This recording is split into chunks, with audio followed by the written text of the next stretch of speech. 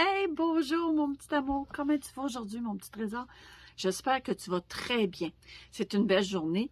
On est en avril. C'est un petit peu frisquet, mais pas assez froid pour ne pas te conter une histoire. Est-ce que tu es prêt? Tu t'installes? Aujourd'hui, j'ai un nouveau livre que quelqu'un m'a donné. C'est Urgence à l'hôpital des animaux. Et puis à l'intérieur, il y a plusieurs histoires. Tu es prêt? La première histoire, c'est la crise. Monsieur Loup pousse la porte des urgences avec force. Il porte dans ses bras son plus jeune fils, qui se tord de douleur en se tenant le ventre. Les lapins fermiers s'approchent avec prudence. Monsieur Loup est dans tous ses états. Oh, un médecin! Vite, vite, vite, un médecin! Mon enfant est très malade! Mais dépêchez-vous donc! Qu'est-ce qui est arrivé? Demande le docteur Léphant Loup. Au loup. Monsieur Loup essuie ses larmes. Oh, nous étions à la table en train de manger le fruit de notre chasse. De lapin vivant, ça veut dire?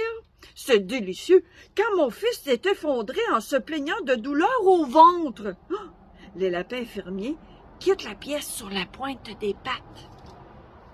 Le docteur Léphant hoche la tête.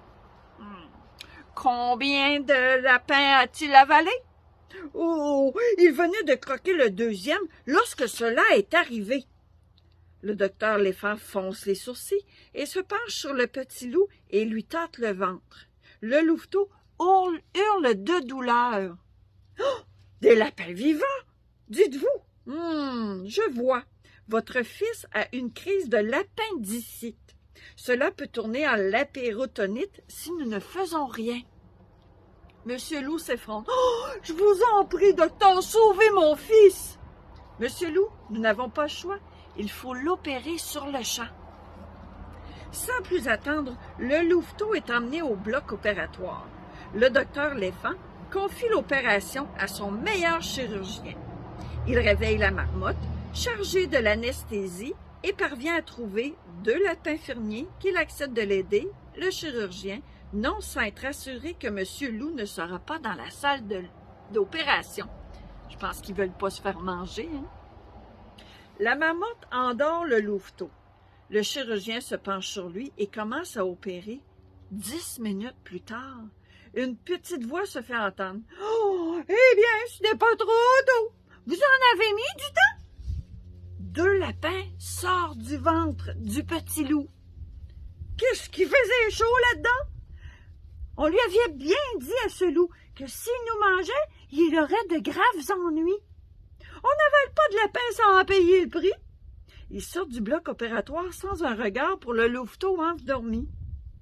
Le docteur Léphant rejoint M. Loup dans la salle d'attente. « Cher monsieur, votre fils est sauvé. Il va rester une semaine à l'hôpital et devra suivre un régime strict.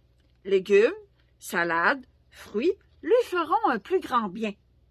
De plus, je vous conseille de mettre tous les membres de votre famille au même régime jusqu'au retour de votre fils à la maison, par prudence. » Monsieur Loup est tellement heureux qu'il saute au cou du docteur Léphant en jurant qu'il lui suivra son conseil.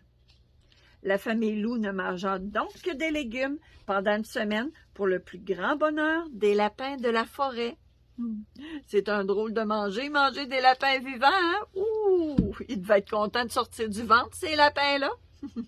Puis le docteur Éléphant, il a très bien fait, hein? Puis toi, c'est quoi que t'aimes manger? Moi, j'aime manger des fruits, des légumes, des céréales. Oh, c'est très bon. Ça me donne faim. Passe une belle fin de journée. Bye bye. Je m'en vais manger.